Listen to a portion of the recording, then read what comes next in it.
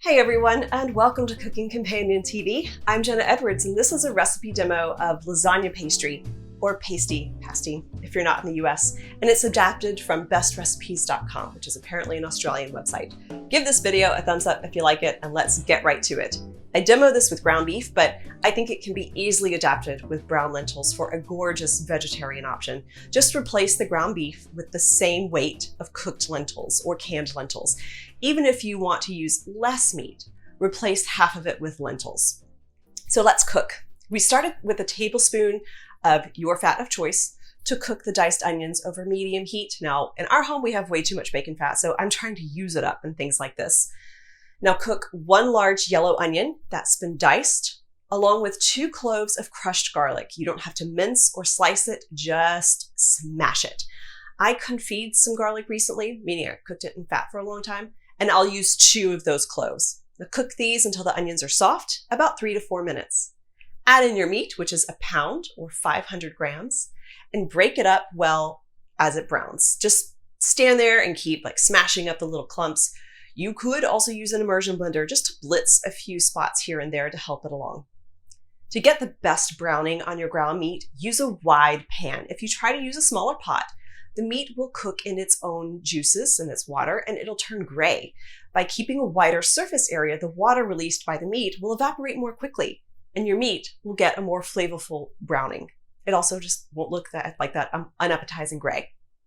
Okay, so it should be nice and brown, not gray, and we add 1 14-ounce or 400-gram can of crushed tomatoes. I'm using the equivalent weight of a batch of roasted tomatoes that have been skinned. They need to be crushed up, so I'll do the same thing I did with the meat. But if you used canned tomatoes, this will not concern you. You'll go straight to the next step, which is using the tomato can to fill with water and pour into the pan, which should be just under 2 cups of water, like 1 3/4 of a cup. Season with salt and pepper. Now bring to a boil and reduce it to a simmer and let it cook down for the next 30 minutes. Here's mine after 20 minutes. I thought I was ready to go because there's only a little bit of liquid still running around. I thought it would thicken more as it cooled, but it didn't. So while you don't want to burn it, you also don't want any liquid still running around the pan. So towards the end of the cooking, you'll need to stir it more often to keep an eye on the liquid situation. So remove that from the heat to cool, and while that cools, prep ingredients for a creamy, cheesy sauce next. It's basically a Mornay sauce, which is like a bechamel with cheese. Melt 80 grams of butter, which is 5½ tablespoons, over medium heat. Then add 1/3 of a cup of plain flour and whisk it in completely. And that should only take a minute.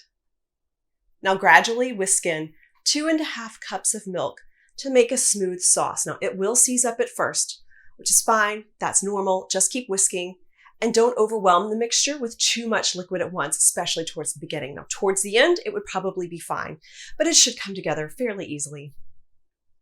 Now remove the heat and stir in 1 cup of grated cheese.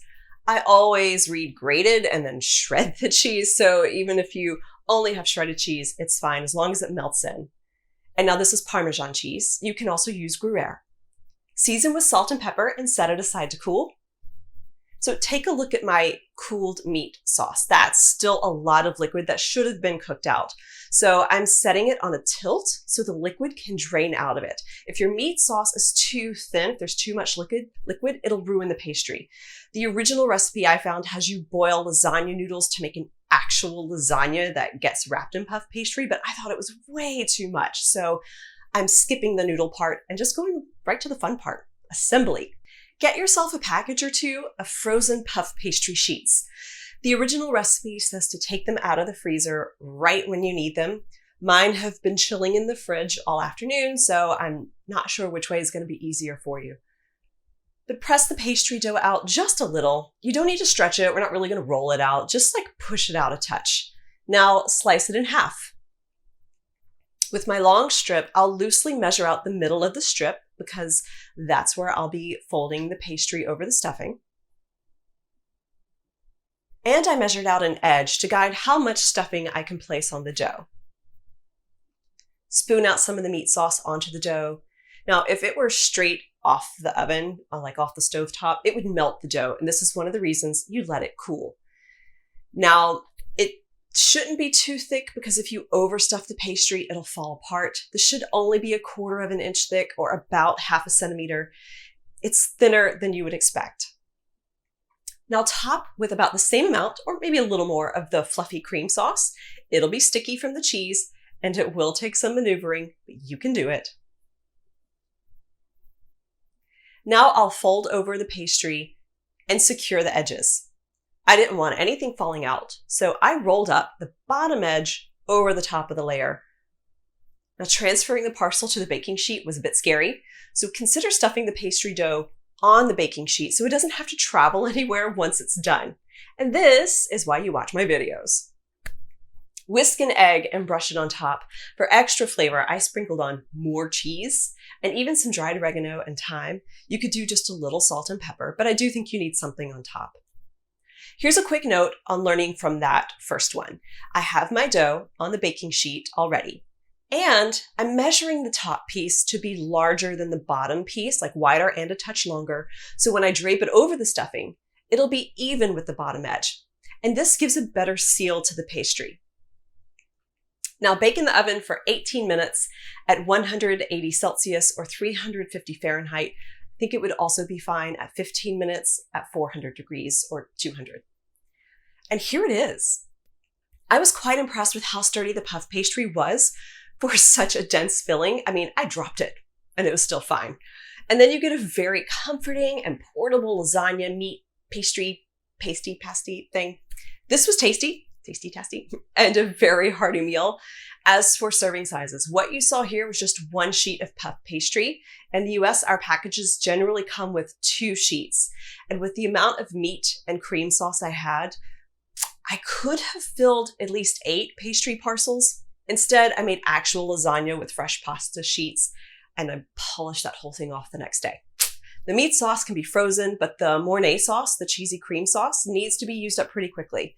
In addition to tossing it with pasta and some lemon zest, you can make my cabbage de Parma and pour this on top before baking it.